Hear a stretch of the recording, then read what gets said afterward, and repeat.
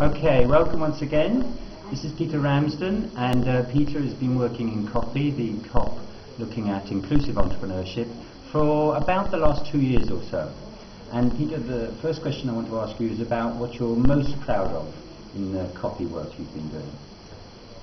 Well, the centre of our work has been this tool, which is an assessment tool, which enables a region to see how well it is doing across a whole range of aspects of entrepreneurship, from the cradle to the grave in some ways, from looking at what happens in schools, enterprise education, through the way their support system operates for startups, looking at access to finance, and looking at what happens to supporting entrepreneurs who've already set up.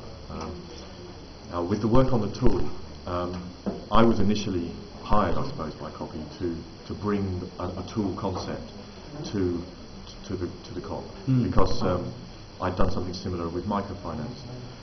And what's interesting is that although I had the original concept and have done a certain amount of the work to progress it, what I've liked is the way that as we've rolled it out, we're now active in 17 regions across, so our 17th trial is about to start. What I've liked is the way that it's been a genuine co-creation. Often I will make a proposal, but I then get a lot of feedback and a lot of response, and of course it then has to be adapted in reality when it's tested by other experts in the region and in the regions with managing authorities and so on working with it. So it's not so much the tool itself that I'm proud of. I'm proud of the way we've sharpened this tool, made it a really useful policy device that can be used in the action plan phase to really transform entrepreneurial systems so they work for women, so that they work for migrants, so that they work for young and older people, which was always a problem in the past. I think that's the thing I'm most proud of. But it's the process I'm proud of, not so much the tool itself, of course, is wonderful. Yeah, great. And I know where we're going with the second question, which is about where you want to take us next, or where you hope the CoP will go next. But just to spell it out, where do you next see the CoP going? What are the next challenges for it? Well, there are some interesting questions, and I think this meeting here that we're in has raised some of them. We had already discussed in a meeting last week in Hamburg with managing authorities the idea of producing a constellation of CoPs within CoP.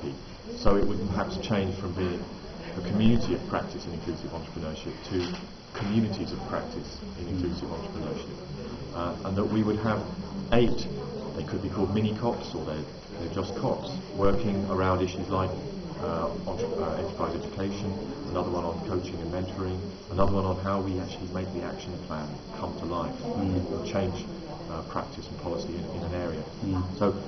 So our first idea, I think, is that we're going to have a much more decentralised model where there will be a leader of each of these subdomains, and there will be 3 or 4 core partners in each of those, and they will really get deeply into an area like, what are the real steps you take to borrow a model from Valmalon in Asturias and implant it in a school in Wales? How does that process work? And I think that will be interesting. And I think at the other end, we need to do more of the advocacy and this whole question of how we influence European policy. So we need to, I think in the future, our new structure could allow us to go down to a greater depth in terms of practice, and up to a greater impact in terms of policy. Brilliant.